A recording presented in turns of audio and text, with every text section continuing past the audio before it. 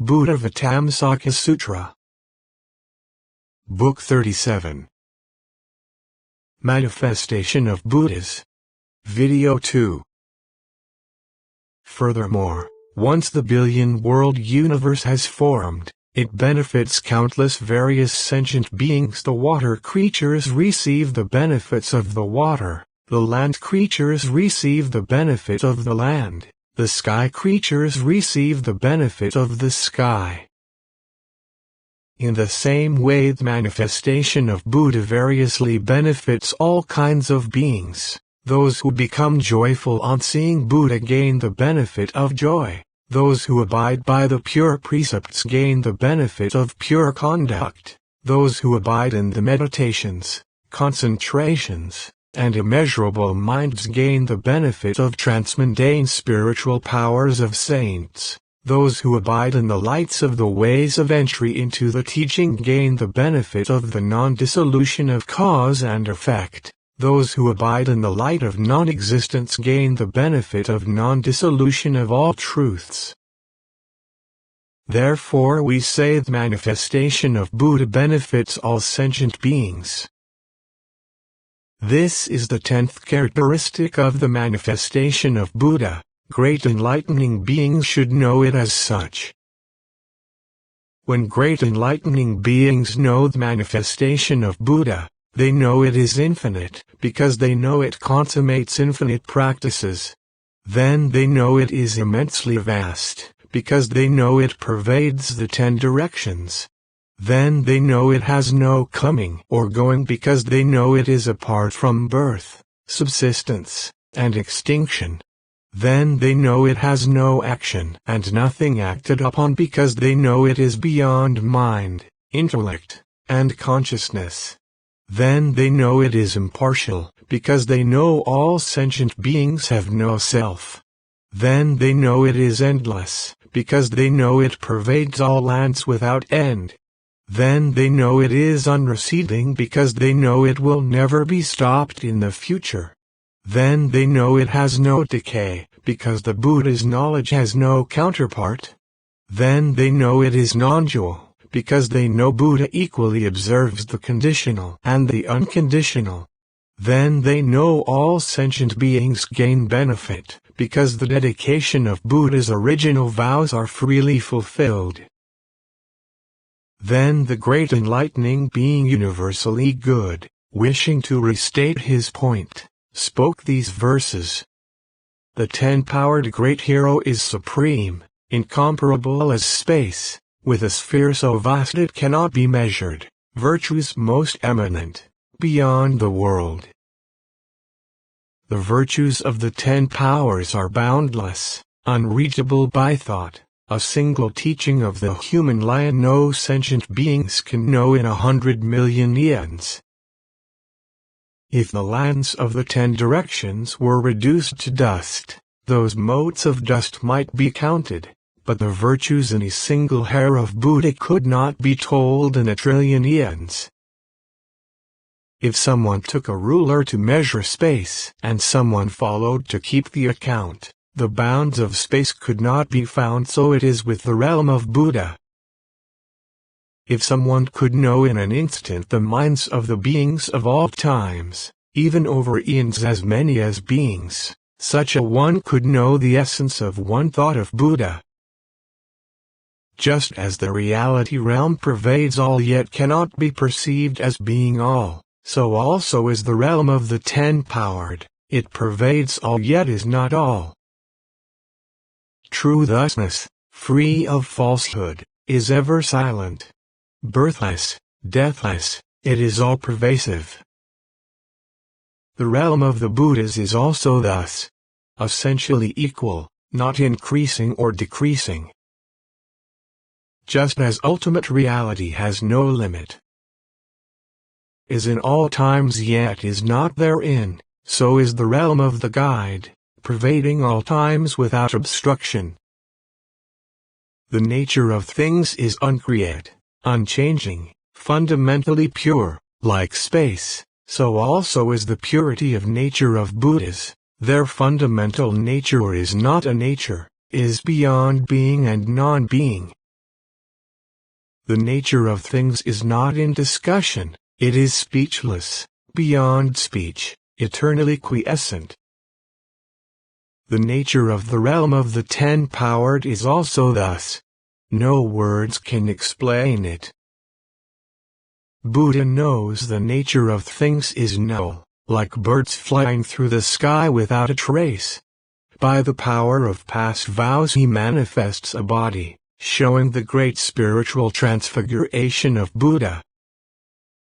Any who wish to know the realm of Buddha should make their minds clean as space, getting rid of false notions and graspings, making the mind unhindered wherever it turns.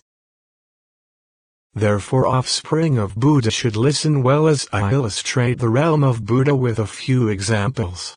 The virtues of the ten-powered cannot be measured, but to enlighten all beings I summarize them. The vistas exposed by the guiding acts of body, speech, and mind, their teaching and final extinction, all roots of goodness I now will tell. Just as the establishment of worlds cannot be achieved by one cause or condition, and countless appropriate causes and conditions form this billion-world universe, the manifestation of Buddha is also like this, only accomplished through infinite virtues. The atoms of lands and thoughts of minds may be known, but the productive causes of the ten-powered none can measure. Just as clouds pour rain at the start of one eon and create 4 great atmospheres, and the roots of goodness of sentient beings and the power of enlightening beings establish the billion worlds securely, so do the clouds of teaching of the ten-powered produce atmospheres of knowledge, pure minds, guiding beings to which they were previously dedicated to fulfillment of the highest reward. Just as there is a great deluge which no place can contain except the great wind forcing pure space at the beginning of the universe, so also is the Buddha's manifestation, showering rain of truths filling the cosmos, which the weak-minded cannot bear, only those of pure and broad minds. Just as the downpour of rain in the sky comes from nowhere and goes nowhere, with no producer or receiver, naturally filling all with moisture, thus, the rain of teaching of Buddha is also thus, without coming or going, uncreate. Based on past practice, with the power of enlightening beings, all the great-minded hear and accept it. As the clouds in the sky shower rain, and no one can count the drops, except the Lord of the universe, whose power is able to comprehend them, so also is the rain of teaching of the felicitous. No sentient beings can measure it, except people who are free in the world, who see it as clearly as a jewel in the hand. Just as the rain pouring from the clouds in the sky can extinguish, can produce, and can stop, can make all jewels and distinguish all in the universe, the rain of Buddha's teaching is also thus, extinguishing delusion, producing good, stopping views, making all jewels of knowledge, distinguishing beings' inclinations. The one flavor of the rain in the sky is different according to the places it rains. It is not that the rain has any distinction, but it is naturally thus according to the differences in things. The rain of teaching of Buddha is not one nor varied, impartial, quiescent, it is free from discrimination, yet according to the various differences of those taught it naturally has unlimited aspects. When the world is first formed, first are formed the palaces of the form realm heavens, then the desire heavens, then human abodes, and last the Gandharva palaces. The manifestation of Buddha is also like this, first producing boundless enlightening beings' practices, then teaching those aware of conditioning, who like tranquility, then the listeners, then finally sentient beings. When the gods first see the lotus blossom open, they know Buddhas will appear and are glad. Water, based on the power of wind, produces the world. Dwellings, mountains, and rivers are all set up. The great light of the developed goodness of Buddha skillfully distinguishes enlightening beings and gives them predictions. The spheres of knowledge, all pure, can each reveal the ways to Buddhahood. The forest exists dependent on the earth. The earth remains solid based on water. Water depends on wind, wind on space, while space does not depend on anything. All Buddha teachings depend on compassion, and compassion is established depending on means. Means depend on knowledge, knowledge on wisdom, while the body of unimpeded wisdom does not depend on anything. Once the world comes to be, all beings receive its benefits, living on the earth, in the water, in the sky, two-legged, four-legged, all receive benefit. The manifestation of the spiritual sovereign is also thus all beings gain its benefits. If any see, hear, or associate with Buddha, it will cause all confusions and afflictions to be removed. The elements of Buddha's manifestation are boundless. The deluded of the world cannot know them. Out of desire to enlighten all conscious beings, similes are told where there is no comparison. How should great enlightening beings see the body of Buddha? They should see the body of Buddha in infinite places. Why? They should not see Buddha in just one thing, one phenomenon, one body, one land, one being. They should see Buddha everywhere. Just as space is omnipresent, in all places, material or immaterial, yet without either arriving or not arriving there, because space is incorporeal, in the same way Buddha is omnipresent, in all places, in all beings, in all things, in all lands, yet neither arriving nor not arriving there, because Buddha's body is incorporeal, manifesting a body for the sake of sentient beings. This is the first characteristic of the body of Buddha. Great enlightening beings should see it thus. Furthermore, just as space is wide open, is not a form yet can reveal all forms, yet space is without discrimination or false description, so also is the body of Buddha like this, causing all beings mundane and transmundane good works to be accomplished by illumining all with the light of knowledge, yet without discrimination or false descriptions, having originally terminated all attachments and false descriptions. This is the second characteristic of the body of Buddha. Great enlightening beings should see it this way. When the sun comes out, infinite living beings all receive its benefits. It disperses the darkness and gives light, dries up moisture, causes plants and trees to grow, matures crops, permeates the sky, causes lotuses to bloom, allows travelers to see the road, allows people to do their work, because the orb of the sun radiates infinite beams of light everywhere. The sun of knowledge of Buddha is also like this, benefiting sentient beings everywhere by infinite works, destroying evil and producing good, breaking down ignorance and creating knowledge, benevolently saving, compassionately liberating, causing growth of faculties, powers, and elements of enlightenment, causing beings to develop profound faith, enabling them to see inevitable cause and effect, fostering in them the celestial eye to see where beings die and are born, causing their minds to be unimpeded and not destroy roots of goodness, causing them to cultivate illumination by knowledge and open the flower of awakening, causing them to determine to fulfill their fundamental task. Why?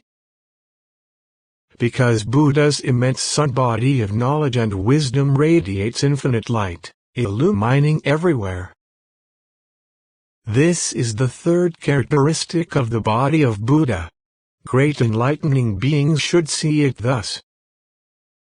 When the sun rises, first it lights up the highest mountains, then the lower mountains, then the high plateaus, and finally the whole land.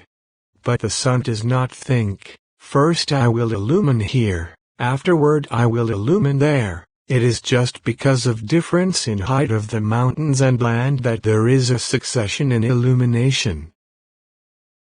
The Buddha, similarly, having developed the boundless orb of knowledge of the realm of reality, always radiating the light of unimpeded knowledge, first of all illumines the high mountains, which are the great enlightening beings, then illumines those who are awakened by understanding of conditioning, then illumines those who listen to the message, then illumines sentient beings whose foundations of goodness are sure and stable, revealing vast knowledge according to beings' mental capacities, finally illumining all sentient beings, even reaching those who are fixated on error, to be a beneficial cause for the future, that they may develop to maturity. But the light of the sun of great knowledge of Buddha does not think, I will first illumine the great deeds of enlightening beings, and at the very last shine on the sentient beings who are fixated on error. It just radiates the light, shining equally on all, without obstruction or impediment, without discrimination. Just as the sun and moon appear in their time and impersonally shine on the mountains and valleys, so also does the knowledge of Buddha shine on all without discrimination, while the light of knowledge has various differences according to the differences in faculties and inclinations of sentient beings. This is the fourth characteristic of the body of Buddha. Great enlightening beings should see it thus. When the sun comes out, those born blind cannot see it, because they have no faculty of vision. Yet even though they do not see it, they are benefited by the light of the sun. Why? By this it is possible to know the times of day and night, and to have access to food and clothing to comfort the body and free it from distress. The sun of knowledge of Buddha is also like this. The blind without faith or understanding, immoral and heedless, sustaining themselves by wrong means of livelihood, do not see the orb of the sun of knowledge of the Buddhas, because they have no eye of faith. But even though they do not see it, they are still benefited by the sun of knowledge. Why? Because by the power of Buddha it makes the causes of future suffering of those beings, physical pains and psychological afflictions, all vanish. Buddha has a light called accumulating all virtues, a light called total universal illumination, a light called pure, free illumination, a light called producing great wondrous sound, a light called understanding all languages and gladdening others, a light called the realm of freedom showing the eternal cancellation of all doubts, a light called independent universal illumination of non-dwelling knowledge, a light called free knowledge forever terminating all false descriptions, a light called producing marvelous sayings according to need, a light called producing free utterances adorning lands and maturing sentient beings. Each pore of the Buddha emits 1,000 kinds of light like these. 500 lights beam downward, 500 lights beam upward, illumining the congregations of enlightening beings at the various places of the Buddhas in the various lands. When the enlightening beings see these lights, all at once they realize the realm of Buddhahood, with 10 heads, 10 eyes, 10 ears, 10 noses, 10 tongues, 10 bodies, 10 hands, 10 feet, 10 stages, and 10 knowledges, all thoroughly pure. The states and stages previously accomplished by those enlightening beings become more pure upon seeing these lights. The roots of goodness mature, and they proceed toward omniscience. Those in the 2 lesser vehicles have all their defilements removed. Some other beings, who are blind, their bodies blissful, also become purified in mind, gentle and docile, able to cultivate mindfulness and knowledge. The sentient beings in the realms of hells, hungry ghosts, and animals all become blissful and are freed from pains, and when their lives end are reborn in heaven or the human world. Those sentient beings are not aware, do not know by what cause, by what spiritual power, they came to be born there. Those blind ones think, we are Brahma gods, we are emanations of Brahma. Then Buddha, in the concentration of universal freedom, says to them, you are not Brahma gods, not emanations of Brahma, nor were you created by the king god Indra or the world guardian gods. All this is the spiritual power of Buddha. Having heard this, those sentient beings, by the spiritual power of Buddha, all know their past life and become very happy. Because their hearts are joyful, they naturally produce clouds of Utambara flowers, clouds of fragrances, music, cloth, parasols, banners, pennants, aromatic powders, jewels, showers adorned with lion banners and crescents, clouds of songs of praise, clouds of all kinds of adornments, and respectfully offer them to the Buddha. Why? Because these sentient beings have gained clear eyes, and therefore the Buddha gives them the prophecy of unexcelled, complete perfect enlightenment. In this way Buddha's Sun of Knowledge benefits sentient beings born blind, fostering the full development of basic goodness.